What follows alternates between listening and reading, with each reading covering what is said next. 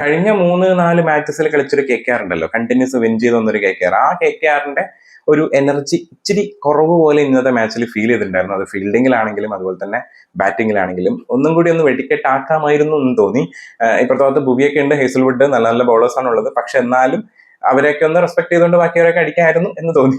RCBയുടെ ആ ഒരു വിന്നോട് കൂടി അവർ ഒന്നാമത്തെ സ്ഥാനത്തോട്ട് എത്തിയേക്കാണ് പോയിന്റ് ടേബിളിൽ. അതും നല്ല നെറ്റ് റൺ റേറ്റോട് കൂടി, ഏകദേശം അൺബീറ്റൻ എന്ന് പറയാൻ പറ്റില്ല, പക്ഷെ അൺബീറ്റൻ പോലെയാണ് കളിക്കുന്നത്.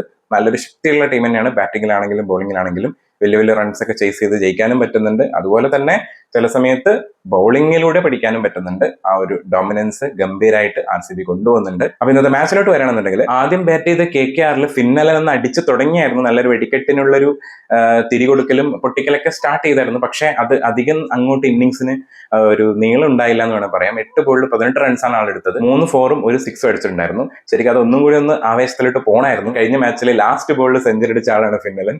അതിന്റെ ഒരു ഫോം ഇന്നത്തെ മാച്ചിലും കാണാൻ പറ്റിട്ടോ. പിന്നെ പറഞ്ഞിട്ട് കാര്യമില്ല, ഭുവനേശ്വർ കുമാറാണ് ബോൾ ചെയ്തത്. അപ്പോൾ ആളുടെ ബോളിൽ എങ്ങനെയെങ്കിലുമൊക്കെ കുടുങ്ങല്ലോ, എത്ര വലിയ ബാറ്റ്സ്മാൻമാരാണെങ്കിലും. അവിടെയാണ് ശരിക്കും പണി പാളിയെന്ന് വേണമെങ്കിൽ പറയാം. അതേപോലെ തന്നെ നമ്മളെ അജിങ്ക്യ രഹാനെ ഒന്ന് ആങ്കർ ഇന്നിംഗ്സിന്റെ ആ ഒരു മോഡൽ ഇങ്ങനെ മെല്ലെ കളിച്ച് വരെയായിരുന്നു. 13 ബോളിൽ 19 റൺസ് ഒക്കെ എടുത്തിട്ട് 3 4ഉം 1 6 ഒക്കെ അടിച്ച് നിൽക്കായിരുന്ന ആള്. അതായത് ആ ഒരു ബാറ്റിംഗ് ട്രാക്കിലോട്ട് വരുന്നുണ്ടായിരുന്നു. പക്ഷേ ഹേസൽവുഡിന്റെ ആ ഒരു ട്രിക്കി ബോളിൽ അജിങ്ക്യ രഹാനെയും ഔട്ടായി. ആൾ തന്നെയാണ് ക്യാച്ച് എടുക്കുകയും ചെയ്തത്. 48-2 എന്നുള്ളൊരു അവസ്ഥയിൽ നിന്ന് പിന്നീട് അങ്ങോട്ട് 116 റൺസ് വരെ ഒരു ഗംഭീര പാർട്ട്ണർഷിപ്പാണ് നമ്മുടെ രഘുവൻഷിയും അതുപോലെ ഗ്രീനും കൂടി ഉണ്ടാക്കിയത്.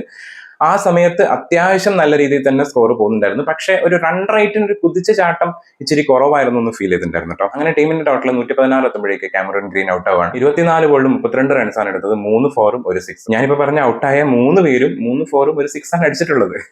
അതിലൊരു ഭയങ്കര ഒരു കോമൺ ഫാക്ടറില്ലേ. പിന്നെ അങ്ങോട്ട് നമ്മൾ റിങ്കു സിംഗ് വന്ന് 116 192 വരെ, അതായത് അവസാനത്തെ ബോളിലാണ് ശരിക്ക് നമ്മുടെ രഘുവൻഷി റൺഔട്ട് ആവുന്നത്. പക്ഷെ അതുവരെ ആ ഒരു കിടിലൻ പാർട്ട്ണർഷിപ്പ് അവരും കൊണ്ടുപോയി. പക്ഷെ ഫിനിഷിങ്ങിൽ മാത്രം കുറച്ചൊന്ന് പാളിപ്പോയി KKRന്. അതുകൊണ്ടാണ് ആ ഒരു സ്കോർ 200 കടക്കാഞ്ഞത്. ചിലപ്പോൾ ഒന്ന് റിസ്ക് എടുത്ത് അടിച്ച് കളിച്ചിരുന്നെങ്കിൽ ചിലപ്പോൾ വിക്കറ്റൊക്കെ പോകുമായിരുന്നു. പക്ഷെ എന്നാലും ഇനി വരാനുള്ള ബാറ്റ്സ്മാൻമാരൊക്കെ ഗംഭീര ബാറ്റ്സ്മാൻമാരാണ്. ചിലപ്പോൾ അവരൊക്കെ അടിച്ചൊന്ന് സ്കോർ അങ്ങോട്ട് എത്തിച്ചേനെ. പ്രത്യേകിച്ച് പവല്, മനീഷ് പാണ്ഡെ, സുനിൽ നരേനൊക്കെ അവിടെ ഇങ്ങനെ കാത്തിട്ട് നിൽക്കുകയാണ്. അവരൊക്കെ വന്നിട്ടുണ്ടെങ്കിൽ എന്തായാലും ഒരു അറ്റ്ലീസ്റ്റ് ഒരു 1-2 6 എന്തായാലും അവരെ ഭാഗത്തുനിന്നുണ്ടാവും. അപ്പൊ ആ ഒരു സ്ഥലത്ത് കുറച്ചൊന്ന് റിസ്ക് എടുക്കാതെ കളിച്ചൊരു ഫീൽ എനിക്ക് തോന്നി. നല്ലൊരു നോക്കായിരുന്നു റിങ്കു സിംഗിന്റെയും അതുപോലെ രഘുവൻഷിയുടെയും. 46 ബോളിൽ 71 റൺസാണ് എടുത്തത്. 7 4ഉം 3 6ഉമാണ് രഘുവൻഷി അടിച്ചിട്ടുണ്ടെങ്കിൽ റിങ്കു സിംഗ് 29 ബോളിൽ 49 റൺസാണ് എടുത്തത്. 3 4ഉം 2 6ഉം അടിച്ചിട്ടുണ്ടായിരുന്നു. RCBയുടെ ബൗളിംഗിൽ 12 എക്കണോമി, അത് 10 മേലെ എക്കണോമിയിൽ ബോൾ ചെയ്ത് ഒരാൾ മാത്രമേ ഉണ്ടായിരുന്നുള്ളൂ, ജേക്കബ് ഡഫി ആയിരുന്നു. 4 ഓവറിൽ 48 റൺസ് എടുത്തിട്ട് വിക്കറ്റ് ഒന്നും കിട്ടിയിട്ടുണ്ടായിരുന്നില്ല. 4 ഓവറിൽ 39 റൺസ് എടുത്തിട്ട് വിക്കറ്റ് ഒന്നും എടുക്കാണ്ട് ഇന്ന് കൃണാൽ പാണ്ഡ്യയും കുറച്ചൊന്ന് എക്സ്പെൻസീവ് ആയിരുന്നു. നമ്മുടെ റസിക് സലാം 4 ഓവറിൽ 35 റൺസ് എടുത്തിട്ട് ഒരു വിക്കറ്റ് എടുത്തപ്പോൾ